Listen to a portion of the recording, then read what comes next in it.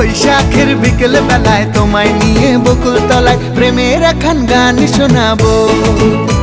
আর হ্যাঁ এভরিওয়ান, তো বৈশাখ মাসটা চলে গেল, তো ভাবলাম এই বৈশাখে একটু কাঁঠাল রান্না করা হোক। যেহেতু বৈশাখ মাসের মধ্যে আর এখন কাঁঠালটা রান্না করা অবশ্যই খেতে হয়, কারণ কাঁঠাল হচ্ছে আমাদের জাতীয় ফল আর কি।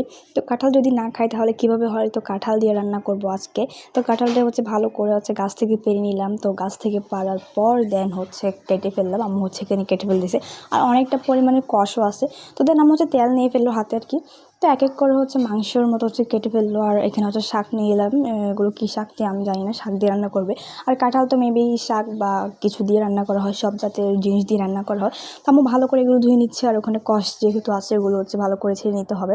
তো আমার এক এক করে নিয়ে ফেলতেছে। আর কাঁঠালটা কিন্তু খুব ভালো লাগছে। আর দেন এখানে সবজি বেশি কিছুই দিব না, সিম্পলের মধ্যে রান্না করব।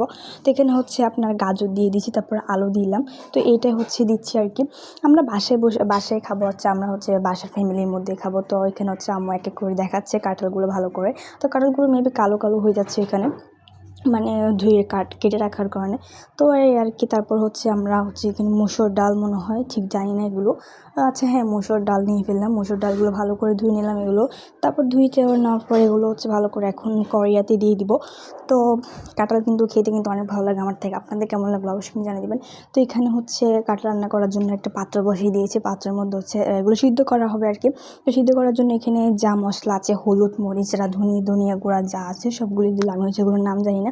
তো সবগুলো দেওয়ার পর হচ্ছে পানিতে মধ্যে হচ্ছে যে কাঁঠালগুলো ছিল ছুলে রাখা, কাঁঠালগুলো দিয়ে দিলাম, ওগুলো ধুয়ে রাখা। তারপর দিন এখানে হচ্ছে জিরার গুঁড়ো না কি মশলা দিচ্ছে সেটা আমি নাম জানি না ঠিক। তো আমি এক এক করে এগুলো দিয়ে দিচ্ছি আর কি। তারপর হচ্ছে আপনার বাটা পেঁয়াজ, মরিচ, তারপর হচ্ছে এই রসুন বাটা, আদা বাটা, পেঁয়াজ, তেজপাতা সঙ্গে দিয়ে দিল। এগুলো সব হচ্ছে মিক্স করে রান্না করা হবে। আদা বাটাও দিয়ে দিল সঙ্গে।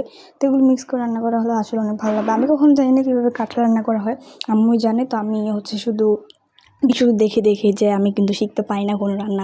আমি হচ্ছে আম্মুর পাশে বসে সবগুলো হচ্ছে আমি দেখে, কিন্তু আমার কেন জানি না মেমোরিতে হচ্ছে ঢুকে না কীভাবে রান্না করা হয়, কোন জিনিস কখন দিতে হয় এগুলো আমি জানি না। তো দেন হচ্ছে এরপর মসুর ডালগুলো যেগুলো ছিল এগুলো দিলাম। এটার সঙ্গে যদি আমি আরও যে ডালগুলো থাকে ওইগুলো দেবো, তারপর সিমের বিচি, তারপর আরও অনেক কিছু যা থাকে ওইগুলো দিলে নাকি আরও অনেক মজা হবে, আরও অনেক ভালো লাগবে। তো যাই হোক, বাসায় উপকরণ যেগুলো ছিল, কাঁঠাল কিন্তু খেতে অনেক দিন ধরে ইচ্ছা করতেছে, কিন্তু বাসায় উপকরণ যা ছিল ওইটা দিয়ে রান্না করলাম ফাইনালি।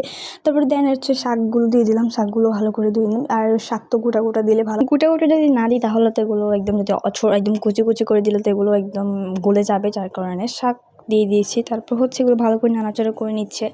এগুলো অনেকটাই সিদ্ধ হতে একটু টাইম লাগবে। আর পানি দিয়ে একদম কীভাবে রান্না করা হয় আমি বললাম, আমি আগে জানি না, কিন্তু আমি হচ্ছে আরেকবার খেয়েছি, কিন্তু কাঁঠাল কিন্তু অনেকটাই মজা। তো দেন সবগুলোই কিন্তু আস্তে আস্তে হয়ে যাচ্ছে। তারপর হচ্ছে এগুলো পেঁয়াজ, তারপর হচ্ছে মরিচ, রসুন দিয়ে ভালো করে তেলে ভেজে নিচ্ছে, তেলে দিয়ে দিচ্ছে আর কি। তো ফাইনালি আমাদের আজকের কাঁঠাল রান্না হয়ে গেল ফাইনালি। বৈশাখ মাসে আসলে খেতে কিন্তু অনেকটা দারুণ লাগে। আর আমরা হচ্ছে একা খাচ্ছি, সবাই মিলে খেলে এটা কিন্তু খুব বেশি মজা লাগে। যেহেতু আমরা বাসায় হচ্ছে 4 জন থাকি ফ্যামিলি, তার জন্য এইটাই।